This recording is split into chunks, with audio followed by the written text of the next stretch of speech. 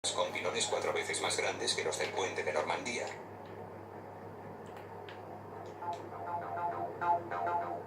El puente de Millau no solo sería el más alto del mundo, sino que no se parecería a ningún otro puente existente. Cuando enseñé los primeros planos del puente, las autoridades competentes pensaron que estaba loco.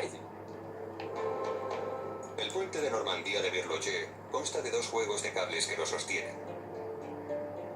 Pero en el puente de Millau el ingeniero quiso intentar algo más difícil todavía y eliminó un juego de cables, con lo cual el juego de cables restante tendría que sostener el doble de peso. Pero lo que resultaba más espectacular es que el puente de Millau, que medía 2,5 kilómetros, en lugar de tener un solo arco principal, necesitaría toda una serie de pilones para sostenerlo a lo ancho del valle. Nadie había intentado nunca construir un puente en suspensión de arcos múltiples y un solo juego de cables a esa escala. Las autoridades francesas tenían un problema. Estaban nerviosas por el proyecto vanguardista de Berloget y convocaron un concurso invitando a otros ingenieros y arquitectos a competir con otras propuestas distintas. El ganador fue Lord Norman Foster, una de las superestrellas de la arquitectura mundial. Había construido la terminal del aeropuerto más grande del mundo en Hong Kong y una torre de comunicaciones de la que cuelgan literalmente las oficinas en Barcelona. Es un hombre acostumbrado a salirse de lo común y a triunfar en sus empeños. En eso consisten los retos. Cada vez que se supera uno hay que intentar otro más difícil todavía. Y en Millau el mayor desafío consistía en integrar el puente en el paisaje, dado que su emplazamiento se encontraba muy cerca de la garganta del Tarn, el equivalente francés del Gran Cañón. Había que lograr que pareciese ligero y delicado, pero que resistiese con firmeza las fuerzas de la naturaleza. Y había que integrar un proyecto de esa escala en un paisaje increíble. Irónicamente, la propuesta de Foster se basaba en el proyecto pionero de Berloget, pero lo llevaba un paso más allá. Convirtió una elegante obra de ingeniería en una delicada obra de arte. Eliminó 2 de los 9 pilones originales y estilizó acusadamente los pilones restantes y la carretera. Foster quería que el puente pareciera tan delicado como una mariposa. Pero esa mariposa tenía que resistir el peso de 5 torres Eiffel, con vientos de galerna a cientos de metros sobre el río Tarn. Si el diseño fallaba, se produciría una catástrofe. Entonces, con Millau todavía sobre la mesa de dibujo, el récord de Foster como constructor de puentes sufrió un gran contratiempo. El puente Millennium de Londres es de hecho otra estructura de récord. El puente con la suspensión más baja del mundo. Pero cuando el puente peatonal se abrió al público en junio de 2002, fue un completo desastre. Con la gente caminando sobre él, se desencadenó una frecuencia resonante y el puente comenzó a balancearse. Cuando la gente ajustó su paso al suave balanceo inicial, el efecto se multiplicó. Aunque no hacía peligrar la estructura, el balanceo era tan espectacular que las autoridades cerraron el puente para una reparación que duró año y medio y costó más de $8 millones. Era un mal presagio para el puente Millau, que pronto se iba a empezar a construir, y con una altura 15 veces mayor, un error en el diseño sería una catástrofe. Diciembre de 2001. El viaducto de Millau en Francia se encuentra en obras. Todo lo que rodea el proyecto es de una escala gigantesca.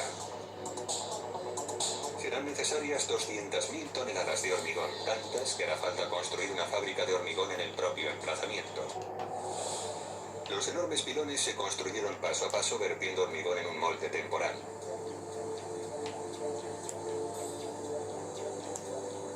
Para proporcionarles la resistencia requerida, los moldes se rellenaron con una malla de barras de acero reforzado. En total, hubo que izar e instalar 16.000 toneladas de esas barras de acero. Si se extendiesen unas a continuación de otras, recorrerían 4.000 kilómetros desde Millau al centro de África. La forma de cada pilón es complicadísima. Por ello, cada vez que se saca una sección de revestimiento de acero rojo, hay que cambiar la forma del molde para adaptarlo a la siguiente sección de 4 metros. estos paneles de acero de 15 toneladas de peso no es ninguna broma. Y como la altura combinada de los 7 pilones supera el kilómetro de longitud, hubo que alterar la forma del molde más de 250 veces.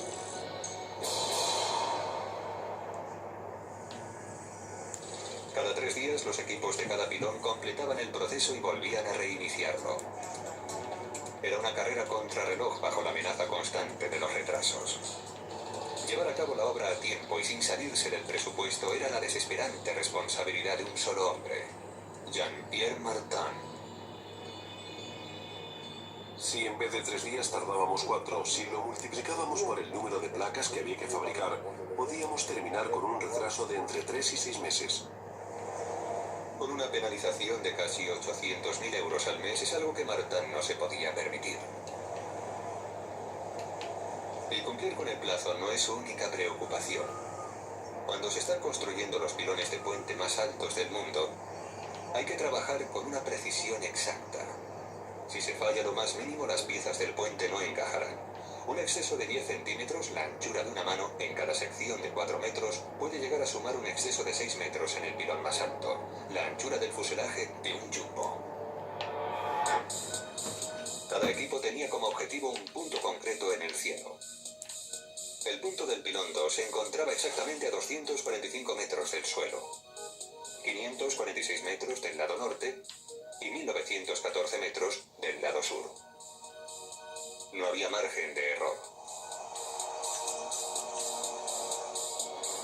La única forma de medirlo con exactitud era mediante un GPS con una exactitud de hasta 4 milímetros. Mediante la señal de varios satélites, el equipo podía localizar el punto exacto en el cielo que tenían que alcanzar.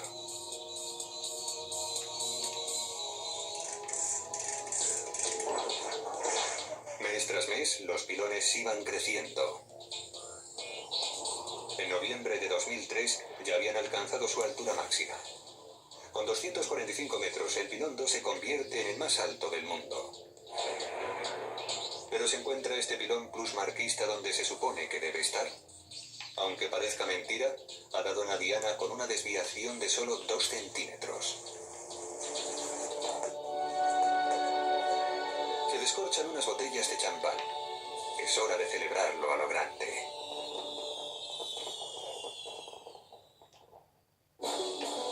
Contra todo pronóstico, las obras iban un mes por delante de lo previsto, pero el equipo no podía permitirse relajarse. La siguiente fase del proyecto es la más difícil.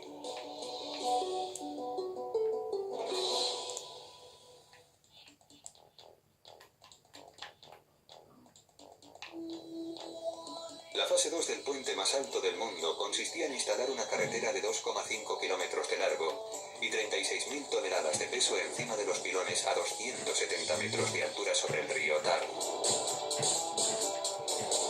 Los constructores de puentes saben que el peligro forma parte de la profesión, pero trabajar a esas alturas puede ser mortal. En la construcción del puente de Brooklyn, en Nueva York, fallecieron 34 personas. Y en las obras del puente Westgate de Melbourne, en Australia, murieron 35 personas en 1970. Un año después, 13 obreros perdieron la vida cuando el puente de Koblenz, en Alemania, se desplomó sobre el Rin.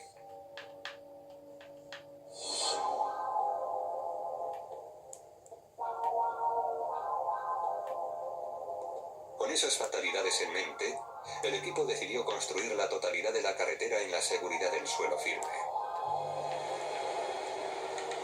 Eso significaba fabricarla de acero, que en teoría resulta mucho más seguro que levantar enormes secciones de hormigón cientos de metros hasta colocarlas en su sitio. Este plan solo tiene un problema. Nadie ha instalado nunca una carretera de 2,5 kilómetros de largo sobre pilones de esta altura. Al final, hubo solo un fabricante de acero dispuesto a asumir el colosal desafío.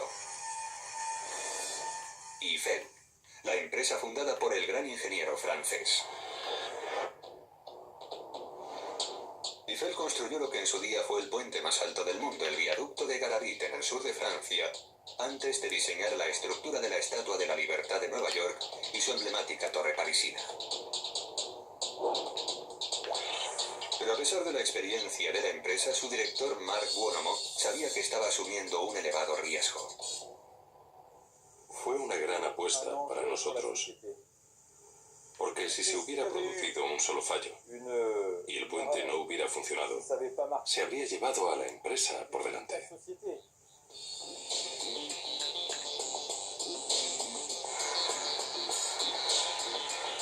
Las enormes secciones de carretera se construyeron en las acerías de la empresa. El inmenso rompecabezas consistía en 2.200 secciones distintas con un peso de hasta 90 toneladas y una longitud de hasta 22 metros. Su precisión se midió con láser para ajustarla a una fracción de milímetro. Los grandes tubos cuadrados son la columna vertebral que hace rígida la carretera. Los paneles triangulares laterales se sueldan a cada lado para crear una anchura de 4 carriles. Para cumplir los agotadores plazos, Buonomo automatizó la producción con un robot soldador de 2 cabezas y una máquina cortadora de plasma.